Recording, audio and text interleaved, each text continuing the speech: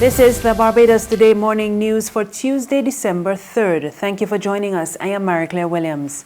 Reverend Reginald Knight has returned to the Anglican pulpit after a 3-month suspension from pastoral duties over an exam scandal at the Barbados Community College.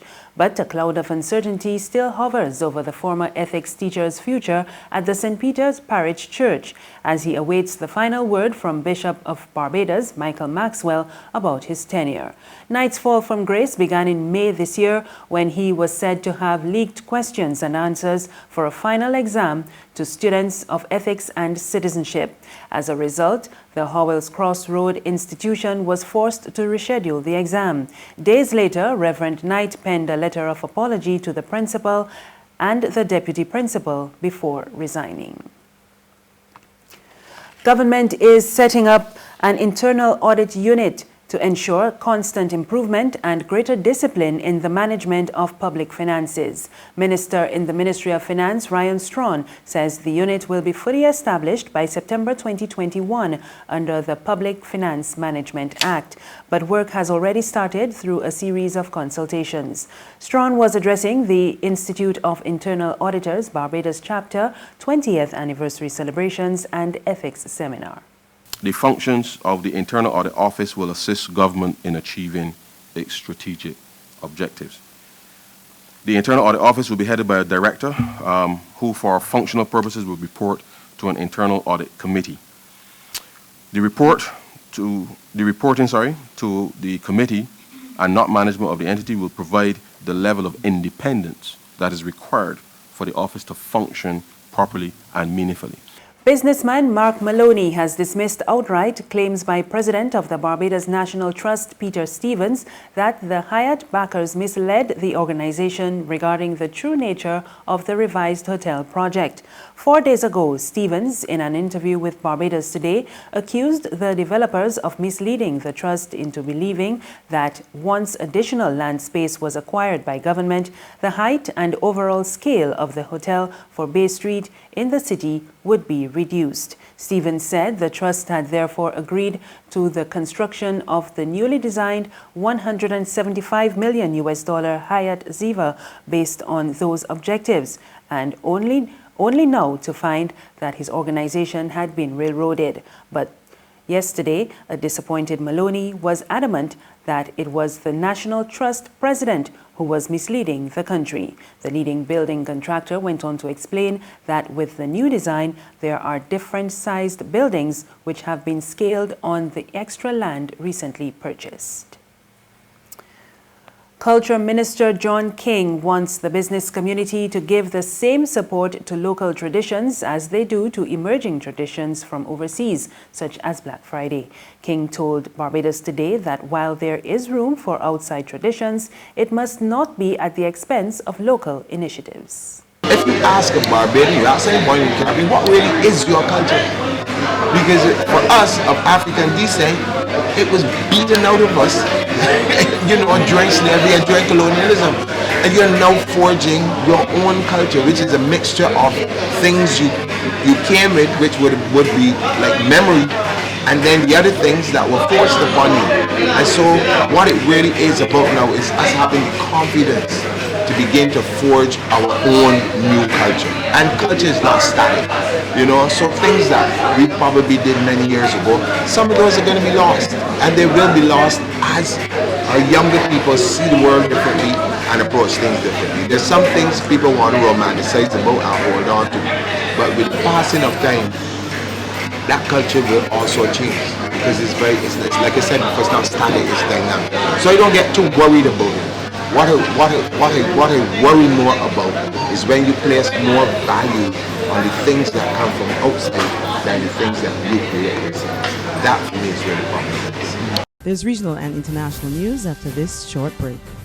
It's Festive Friday at the Bridgetown Night Market at Pelican Craft Center. Kick off the weekend this Friday from 4 p.m. to midnight with loads of food, drinks, and entertainment. Get ready for Crop Over with the Rhythm Roots Street Parade. Party like it's Kadooman Day on the street around Pelican Village with costume reveler, music, and more. It's Festive Friday. It's Festive Friday at the Bridgetown Night Market at Pelican Village Center from 4 p.m. to midnight. Admission free.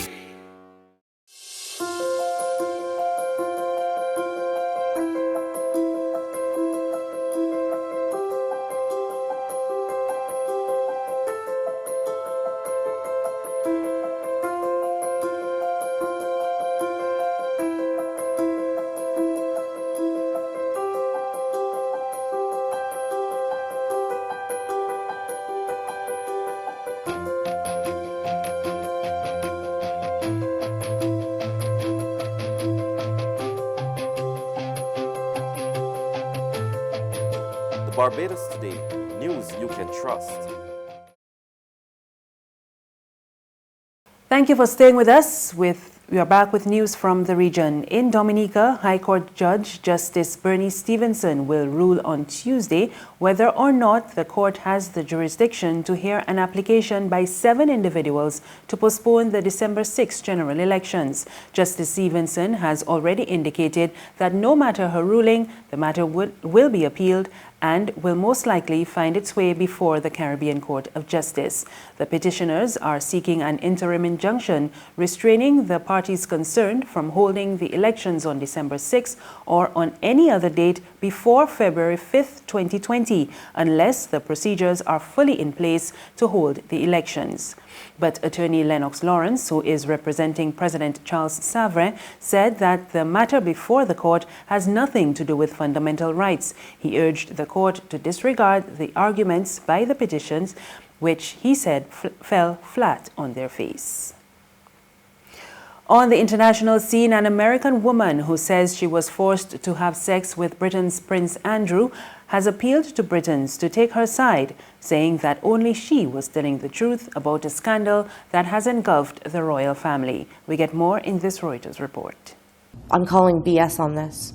An American woman who says she was forced when underage to have sex with Britain's Prince Andrew appeared on the BBC Monday. Andrew categorically denies the allegations. He knows what happened. I know what happened. And there's only one of us telling the truth, and I know that's me. Virginia Giuffre says she was trafficked by the disgraced late American financier Jeffrey Epstein and forced to have sex with his friends, including Prince Andrew, when she was 17 years old. Andrew, Queen Elizabeth's second son, who's now 59, denies the accusations or having any relationship with Giuffre, who was previously named Virginia Roberts. In her interview, she described a trip to London in 2001 when she said she was taken to the Tramp nightclub by Epstein and his former associate Ghislaine Maxwell to meet Andrew, who she said asked her to dance. He is the most hideous dancer I've ever seen in my life. I mean, it was horrible, and this guy was sweating all over me. Like, his sweat was like, it was raining basically everywhere, and I was just like, whoa, grossed out from it. But I knew I had to keep him happy because that's what Jeffrey and Ghislaine would expect from me. I have no recollection of ever meeting this lady. Her segment was taped before the prince spoke to the BBC for his own interview, which aired last month. In it, he attempted to cast doubt on her account by saying he suffered from a medical condition that had prevented him from perspiring. Andrew also said he stayed at Epstein's home after the financier had been convicted of Florida state prostitution charges because he was, quote, too honorable and wanted to break off the friendship in person. The prince's responses provoked derision and ridicule in newspapers and social media, and he has since stepped down from royal duties as charities and other organizations distance themselves from him. That's news, but for the very latest, visit our website at www.barbadostoday.bb. You can also subscribe to our e-paper, email updates, and like us on Facebook, and sign up for breaking news alerts via WhatsApp. We're also on Izumi Media in bus terminals and Screenplay at supermarkets and gas stations near you. You can also hear us on Mix 96.9 FM and Capital Media HD 99.3 FM. I am Mary Claire Williams. Good morning.